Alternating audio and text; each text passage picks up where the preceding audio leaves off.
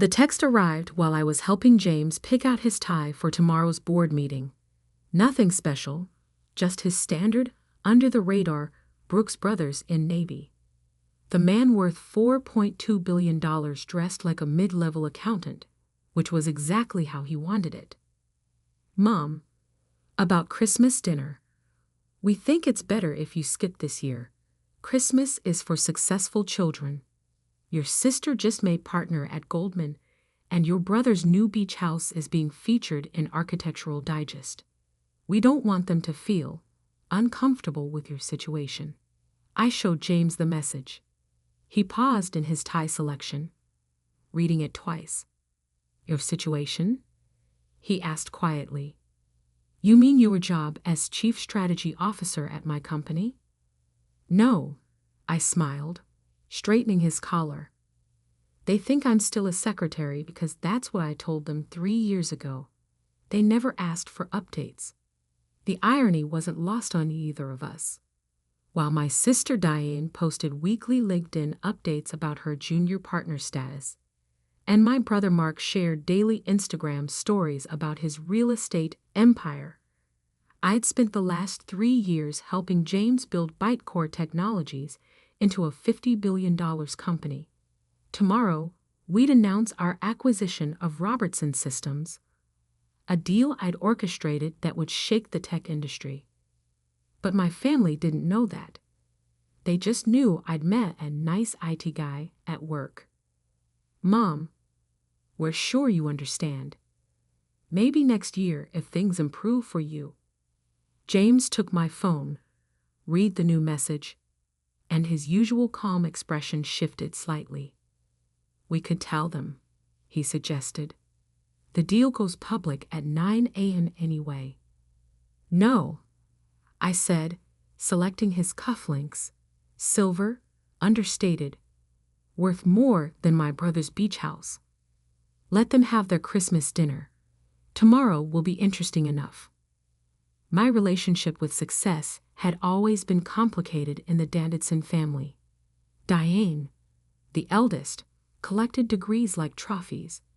Harvard MBA, Wharton certificate, Goldman Sachs business cards she accidentally dropped at every family gathering.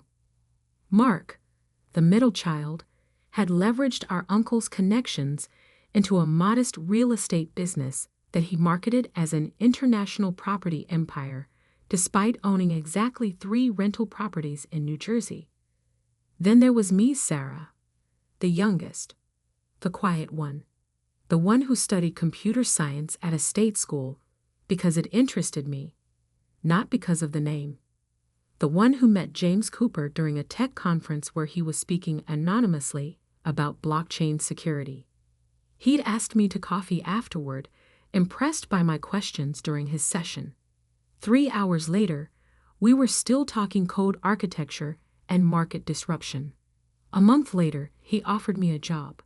A year later, he offered me a ring. They're going to feel foolish tomorrow, James said now, watching me adjust his tie. They're going to feel something, I agreed. My phone buzzed again. Diane this time. Sarah, don't take it personally, but I'm bringing the managing partners from Goldman, and Mark's house is being photographed for a spring feature. We just can't have any distractions. Distractions.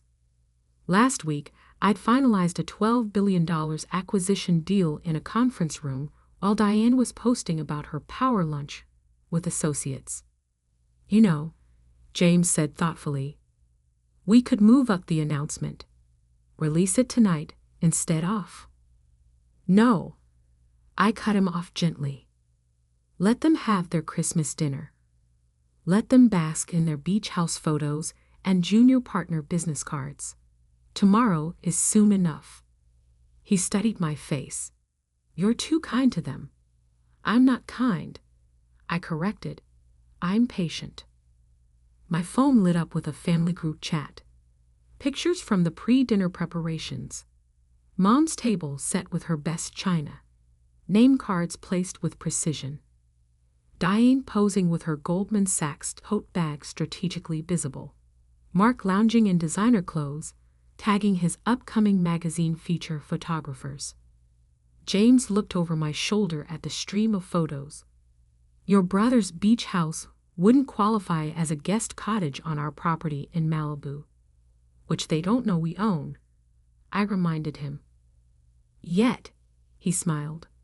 Tomorrow's SEC filings include property disclosures. I turned off my phone and helped him with his jacket. Tomorrow he'd be wearing Tom Ford for the press conferences. But tonight he was just James and Brooks Brothers. My nice IT guy, Fiancé, who supposedly shared a rental apartment with me. Last chance, he offered. We could still go to dinner. Watch their faces when the photographer from the Wall Street Journal calls you for comment on the biggest tech acquisition of the year. I kissed him softly. Tomorrow, I said. Tonight, let them feel successful. He nodded, understanding as always. What time does your family usually check their phones in the morning? Mom reads business news at 8 a.m. sharp. Diane has Bloomberg alerts set up. Mark Googles himself hourly. So by 9:15, they'll know exactly who my nice IT guy is, I confirmed, and exactly what their unsuccessful daughter has been doing while they were posting on LinkedIn. James grinned.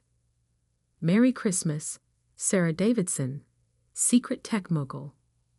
Merry Christmas, James Cooper, intentionally terrible dresser. My phone buzzed one final time. Mom again. We've sent you a grocery gift card. For the holidays. Since we know things are tight, I added it to my screenshots folder titled Christmas 2023. Before. Tomorrow would begin a new folder. I was thinking of calling it After. The quiet ones, I've learned, often have the best stories. They just wait for the right moment to tell them. Christmas morning dawned cold and clear in our Palo Alto estate. I sipped coffee from my favorite mug, a chipped one from my first programming competition, while watching James review the final press release on his tablet. Market's open in 2 hours, he said, glancing at his watch. Want to practice your surprise face for when your family calls? I pulled up my phone's Do Not Disturb settings, already configured, only letting through calls from the board and our PR team until noon. The acquisition of Robertson Systems wasn't just another tech deal. It was a paradigm shift. Bytecore's quantum encryption technology, combined with Robertson's AI infrastructure, would transform digital security. The $12 billion deal I'd structured would look like a bargain within months. My family's group chat was already active with Christmas morning photos. Diane in silk pajamas, showcasing gifts from my Goldman team. Mark posing beside a luxury car he probably rented for the shoot. Mom orchestrating the perfect family tableau, minus her youngest daughter. The photographer from Forbes is confirmed for 11 a.m. James's assistant texted. They specifically want shots of both of you in the strategy room where the deal was finalized. I smiled, remembering the countless nights I'd spent in that room, building models and running projections while my siblings posted about power lunches and property viewings. At exactly 8:57 a.m., James took my hand. Ready? I nodded. The press release went live at 9:00 a.m. sharp. Within seconds, every major financial news outlet was running the story. Bytecore Technologies acquires Robertson Systems in $12 billion deal. Tech giant's landmark acquisition orchestrated by CSO Sarah Davidson. James Cooper and Sarah Davidson. Silicon Valley's power couple reshapes tech landscape. My phone exploded.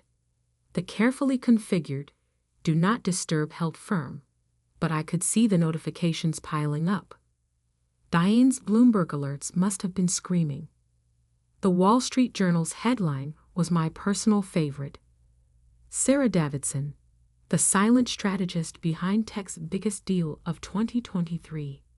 The article included a photo of me and James from last month's quantum computing conference.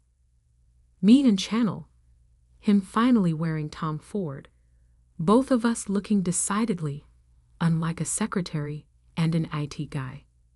Your mother just tried to call 4 times in 3 minutes, James observed, checking the security desk's message log. And your brother's car just was turned away at the gate. I took another sip of coffee. How long until? My laptop chimed with an email notification. From Mom, marked urgent. Sarah, darling, there must be some confusion about Christmas dinner. Of course you're welcome. We're all so proud of your unexpected success. Please come. Bring James. Diane's Goldman partners would love to discuss potential synergies. James read over my shoulder and laughed. Synergies? Yesterday, they sent you a grocery gift card. Another email from Diane. Little sister, why didn't you tell us? I could have introduced you to our tech investment team. Though obviously you didn't need my help. Can we meet for coffee? My managing partner is very interested in Bytecore's potential IPO structure. Mark's attempt was perhaps the most transparent. Sis, just saw the news. Listen, I have this amazing property in Silicon Valley that would be perfect for a Bytecore satellite office. Let's discuss over dinner. The same property he refused to show me 3 months ago because I wouldn't understand the luxury market. Your aunt is on CNBC commenting about how she always knew you were the smart one. James noted, turning up the television volume. Indeed, there was Aunt Patricia, whom I hadn't heard from in years, telling a financial reporter about her brilliant niece Sarah, and how our family has always valued innovation over traditional success metrics. My phone continued its silent vibration as texts and calls piled up. Cousins who'd ignored me at family events. Uncle Robert who'd lectured me about settling for a basic tech job. Even my 3rd grade teacher had somehow found my contact information to congratulate her most promising student. The Forbes photographer will be here in an hour, James reminded me. We should change. I nodded, but didn't move yet. Just watched the notifications accumulate. 3 years of calculated silence leading to this moment. Having regrets? James asked softly. About not telling them sooner. I thought about all the family dinners I'd sat through, the subtle digs about my limited career prospects, the suggestions that I should learn from Diane's ambition or follow Mark's entrepreneurial spirit.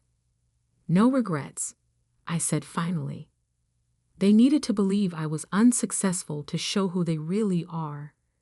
Now they need to believe I'm successful for the same reason. James smiled, understanding as always. And who are you, Sarah Davidson? The same person I was yesterday, I replied, just with better press coverage.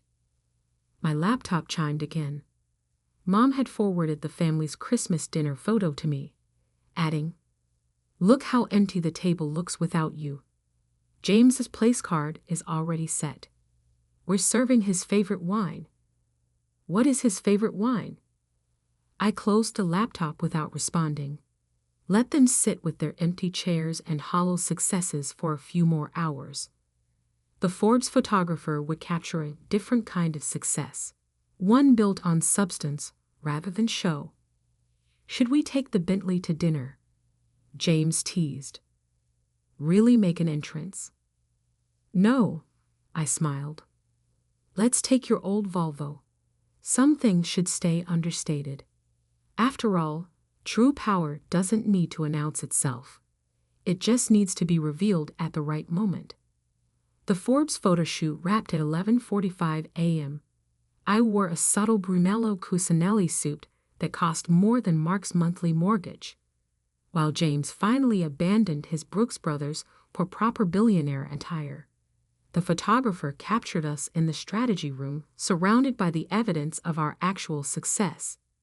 Digital displays showing real-time encryption data, market projections, and the morning's soaring stock prices.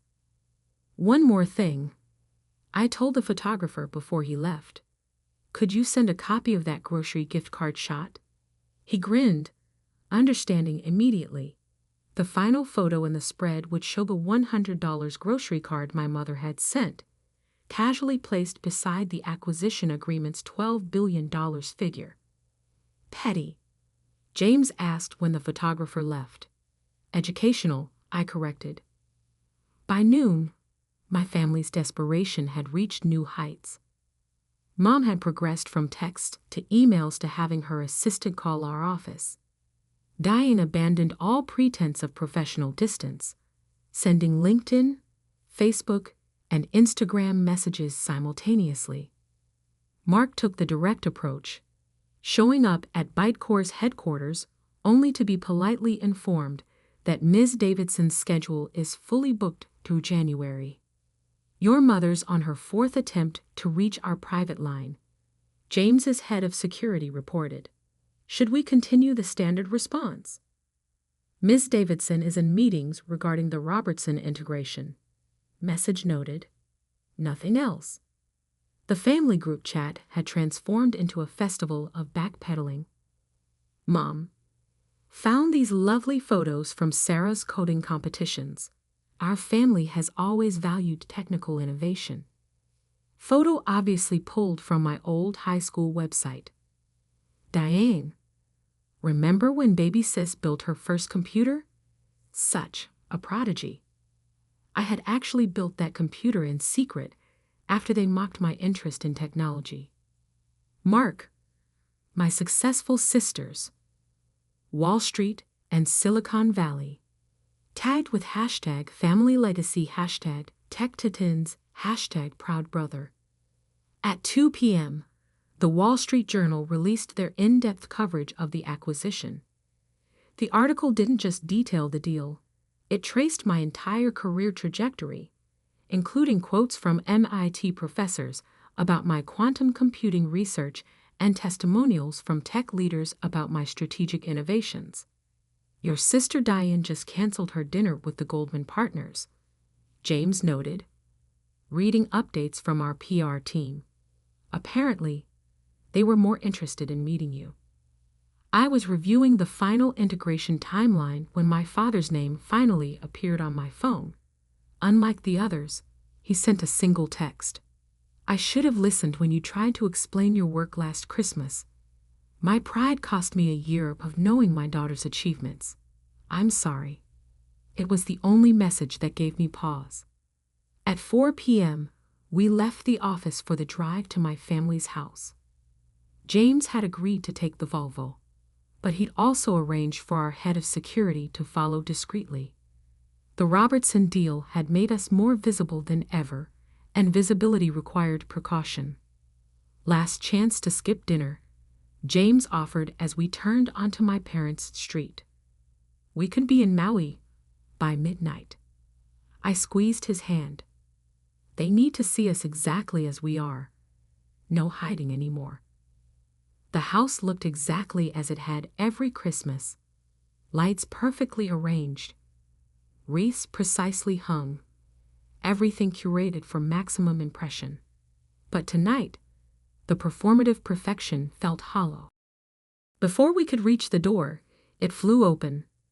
Mom appeared, dressed in what was clearly a new outfit, price tags possibly still attached. Sarah, darling. Her voice carried across the neighborhood. And James, our distinguished guests. Behind her, I could see the dining room had been completely rearranged. My old place setting, usually tucked in the corner, was now at the head of the table.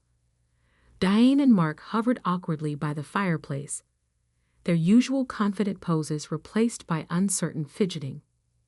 Mrs. Davidson, James said smoothly, producing a bottle of wine worth more than her car, Thank you for the invitation. Though I believe it was retracted until about 9:05 this morning. Mom's smile flickered slightly.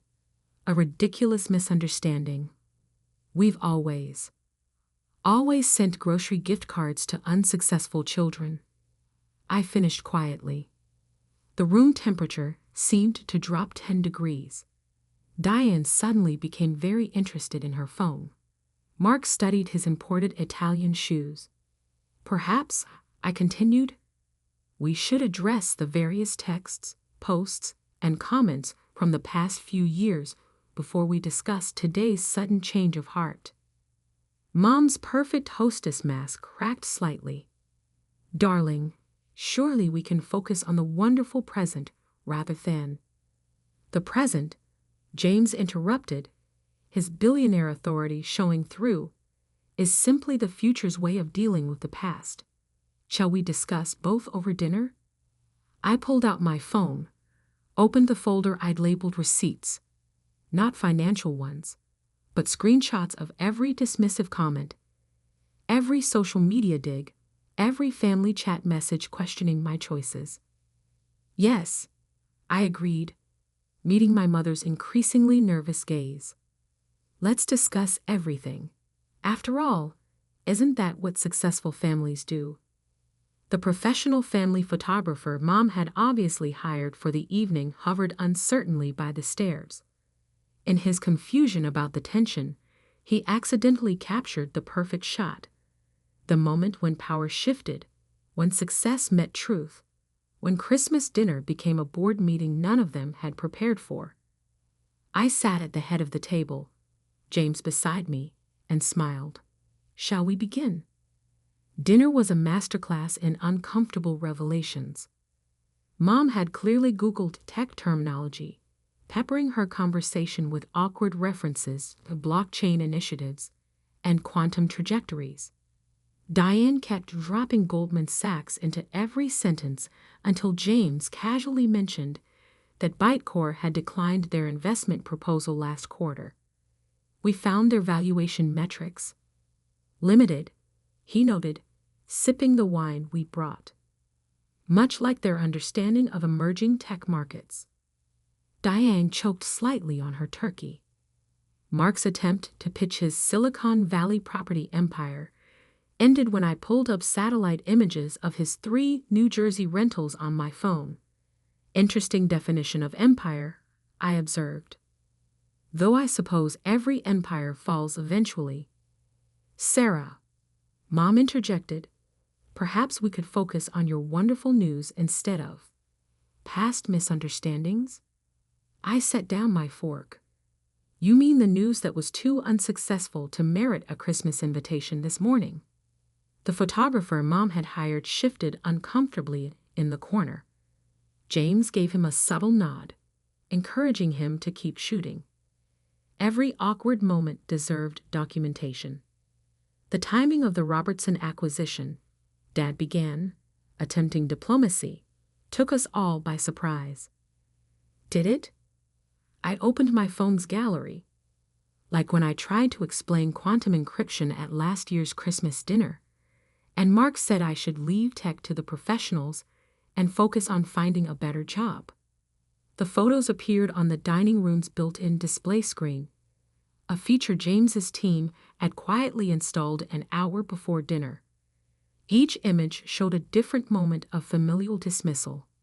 Diane mocking my basic tech job at her Goldman Sachs celebration. Mark explaining real estate to me at Thanksgiving. Mom's carefully cropped family photos that minimized my presence. Or perhaps, I continued, advancing through the slideshow, we should discuss the family investment fund that excluded me because, quote, Sarah's career limitations might compromise our portfolio diversity. Mom's perfect hostess smile cracked further. Darling, we simply didn't understand. No, James interrupted politely, you simply didn't ask. Sarah led the quantum computing revolution at Bytecore while you were sending her grocery gift cards. She architected a $12 billion acquisition while you were apologizing for her career choices to country club friends. The silence that followed was expensive enough to fund a startup. The Robertson deal, I added quietly, was finalized in October. I could have told you then, could have watched your opinions change with the stock prices. But I wanted one last honest Christmas. One final revelation of character.